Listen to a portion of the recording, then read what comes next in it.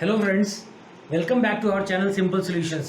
स्वागत है आपका हमारे चैनल सिंपल सॉल्यूशंस पे, जिस पे हम चला रहे हैं एक माइक्रोसॉफ्ट एक्सेल का training programme basic to advance, जो आपको हिंदी में हम ट्रेन करते हुए एक्सेल के बेसिक कॉन्सेप्ट से लेके एक्सपर्टीज़ की तरफ लेकर जा रहे हैं। आज हम फिर एक नया टॉपिक सीखेंगे दोस्तों। लेकर चलता हूं मैं आपको अपने कंप्यूटर स्क्रीन पे और सिखाते हैं हम आपको एक नया टॉपिक जिसका नाम है VLOOKUP rules and VLOOKUP approximate। पिछले वीडियो में हमने VLOOKUP के बारे में जाना और उसी VLOOKUP को और हम आगे समझते हैं, उसके रूल्स को समझते हैं, जिससे हम उसके बेहतरीन उसका यूज़ कर सकें और आगे यूज़ करने में हमें समस्याएं ना हो।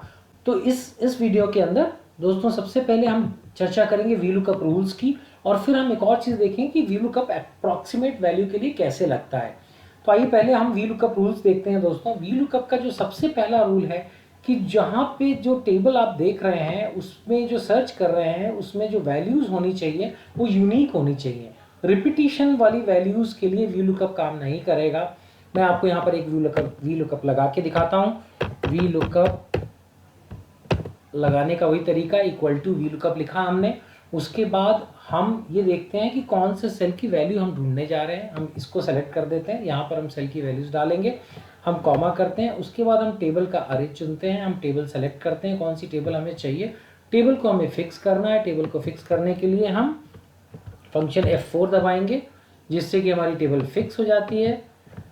उसके बाद हम कॉमा लगा के हम थर्ड नंबर चुनेंगे, क्योंकि हमको थर्ड कॉलम से, जैसा कि आर्टिकल डिस्क्रिप्शन फर्स्ट है, स्टेटस सेकंड है, आइटम नंबर थर्ड में है, तो हम 3 चुनेंगे। कॉमा लगा के हम 0 चुनेंगे, हम उसको बंद करेंगे और एंटर कर देंगे।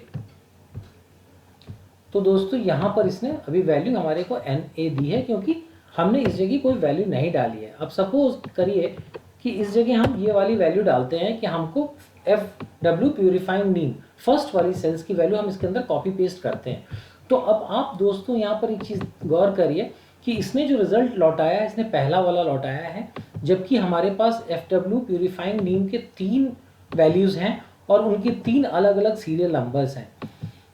अब इसने हमें पहला लौटाया, इसने बाकियों की हमसे चर्चा भी नहीं करी। इससे एक चीज़ समझ में आती है कि वैल्यू अगर आपकी इसमें यूनिक नहीं है तो आपको प्रॉपर रिजल्ट नहीं मिलेंगे, वो एक की ही वैल्यू आपको लौटाएगा। तो जब भी आप VLOOKUP लगा रहे हैं, आप इस बात का ध्यान दें कि टेबल के पहले कॉलम में जो वैल्यूज़ होनी है उनको यूनिक होना बहुत ज़रूरी है। दूसरी दोस्तों इसके अंदर एक ज़रूरी चीज़ वो है कि हमेशा टेबल को लेफ़्ट से राइट पढ़ता है। मतलब कॉलम में जो वैल्यू इधर लेफ़्ट में दी हुई है उसके करस्पॉन्डिंग राइट कॉलम्स में ये वैल्यू आपको निकाल के देगा। लाइक यहाँ पे आप स्टेटस नंबर या आइटम नंबर निकाल सकते हैं। इस कॉलम के इस साइड में अगर कोई वैल्यू है तो वो उन वैल्यूज़ को निकाल के आपको आंसर नहीं देगा, उसकी वैल्यूज़ आपको नहीं बता पाएगा।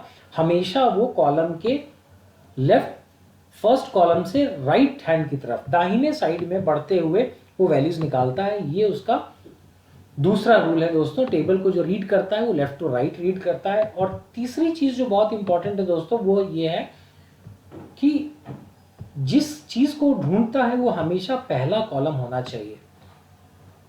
आप इस टेबल को अगर सेलेक्ट कर रहे हैं तो इसमें स्टेटस को देख के वो चीज़ें नहीं बताएगा, वो एक्टिव डिस्क्रिप्शन के अंदर में आने वाली चीज़ों को बेस मान के इसके लिए सर्च करेगा। तो जब भी अगर आपको स्टेटस को ढूंढ के कोई चीज़ अगर ढूंढनी है, मान लीजिए आपने यहाँ पर स्टेटस कोई लिखा हुआ है और इसके करस्पॉन्डिंग ढूंढनी है, तो आपको टेबल यहाँ से सेलेक्ट करनी पड़ेगी, ना कि यहाँ से। तो ये 3 रूल्स हैं दोस्तों इसके अंदर, जो VLOOKUP के अंदर बहुत इंपॉर्टेंट हो जाते हैं। अब आइए दोस्तों, आपको अप्रॉक्सीमेट वैल्यू का इस्तेमाल कैसे करना है वो मैं दिखाता हूँ। यहाँ पर हमने एक छोटी सी टेबल ली हुई है। इस टेबल के पहले कॉलम में मार्क्स की कैटेगरी दी हुई है कि 40 से 30 नंबर के बीच में अगर नंबर आते हैं तो ग्रेड D मिलेगा क्लास में बच्चों को। अगर उनके नंबर 40 से 60 के बीच में आते हैं तो ग्रेड C मिलेगा, और अगर 60 से 80 के बीच में आते हैं तो ग्रेड B मिलेगा। इस तरीके से एक टेबल हमने बनाई हुई है।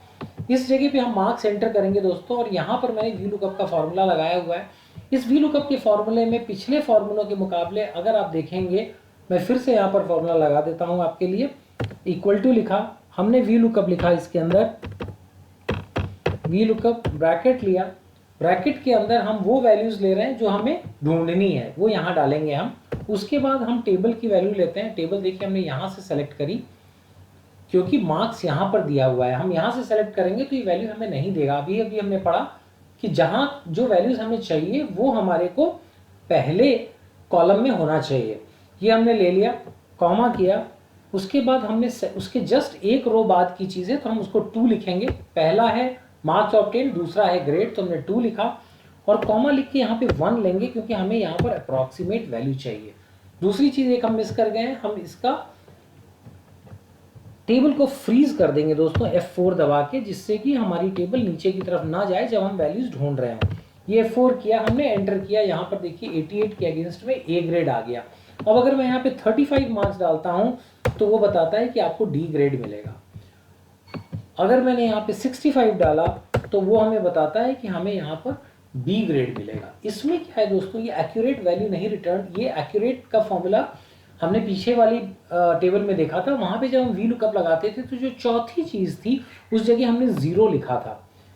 यहाँ पे अगर आप देखें तो 4th प्लेस पे हमने 0 लिखा हुआ था, यहाँ पर हमने 4th प्लेस में 1 लिखा है। मतलब यहाँ 0 और 1 दो चीज़ें आ जाएंगी। 0 तब आती है जब आपको एग्जैक्ट वैल्यू चाहिए और 1 तब आती है जब आपको अप्रॉक्सीमेट वैल्यू चाहिए, लगभग वाली वैल्यू जब चाहिए होती है, जब एक रेंज चाहिए होती है तब आप वहाँ पर 1 डालते हैं। उस केस में वो आपको एक अप्रॉक्सीमेट वैल्यू रिटर्न करके देता है। यहाँ पर आप इस टेबल के अंदर देखिए आपकी रेंज है, आपको एग्जैक्ट वैल्यूज नहीं है, आप कोई भी रेंज के अंदर नंबर डालेंगे और वो आपको बता देगा कि उसके करस्पॉन्डिंग कौन सा ग्रेड उस बच्चे को मिलेगा। हमने यहाँ पे 45 लिखा तो 45 के अगेंस्ट उसने बताया कि C ग्रेड है।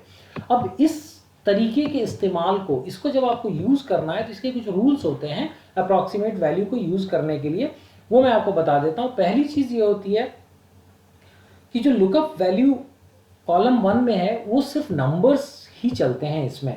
लाइक सर्च जब वो करता है तो वो सिर्फ नंबर्स के लिए ये वाली अप्रॉक्सीमेट वैल्यू टेबल हमारी काम करती है। दूसरी एक और चीज़ जो ध्यान देना है कि इसमें जो आप बताएंगे रेंज वो हमेशा असेंडिंग ऑर्डर में होनी चाहिए, मतलब वो छोटे से शुरू होकर बड़े की तरफ जानी चाहिए।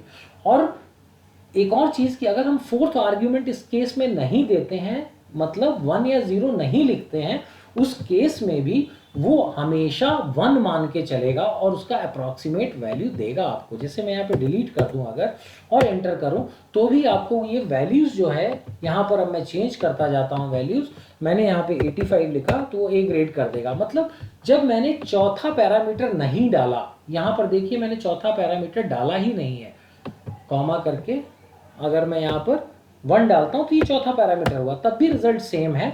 और अगर मैं चौथा पैरामीटर हटा देता हूँ वहाँ से तो भी जो ये वी लुकअप के फॉर्मूले में वो ये मान के चलेगा कि हम अप्रॉक्सीमेट वैल्यू ही ढूंढ रहे हैं और तब भी वो अप्रॉक्सीमेट के फॉर्मूले को मानता हुआ आपको रिजल्ट देगा।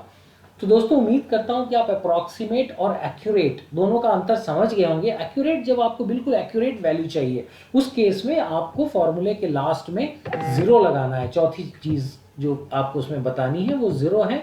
और जब आपको अप्रॉक्सीमेट वैल्यू चाहिए तो आपको 1 लिखना है वहाँ पे। लेकिन इसका इस्तेमाल जब आप करेंगे तो उसमें ये 3 चीज़ों का ध्यान रखना है। एक तो वो सिर्फ नंबर्स होने चाहिए, दूसरा असेंडिंग ऑर्डर में बढ़ते क्रम में होने चाहिए, और तीसरा अगर आप उसमें नहीं भी लिखते हैं तो भी वो, अगर आप उसमें चौथा पैरामीटर नहीं भी देते हैं तो भी आपको अप्रॉक्सीमेट वैल्यू रिटर्न करेगा।